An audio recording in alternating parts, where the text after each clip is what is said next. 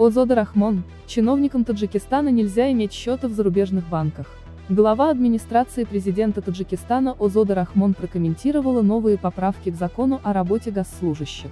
Государственным служащим Таджикистана будет запрещено открывать счета в иностранных банках, заявила глава администрации президента Таджикистана Озода Рахмон в интервью парламентскому изданию Садаи Мардум. Соответствующие поправки к закону о государственной службе были рассмотрены на заседании Высшего собрания Палаты Таджикистана прошлого созыва. Озода Рахмон отметила, что поправки предусматривают ряд ограничений для госслужащих. Помимо запрета на зарубежные счета, чиновникам Таджикистана будет запрещено управлять коммерческими организациями и вести бизнес. В законы постоянно вносятся поправки, в том числе редакционные. Юридический язык отличается от разговорного и литературного языка тем, что термин должен иметь одно значение и нести единственный смысл.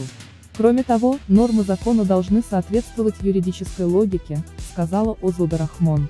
Глава администрации президента Таджикистана добавила, что лучше принимать меньше законов, но надлежащего качества.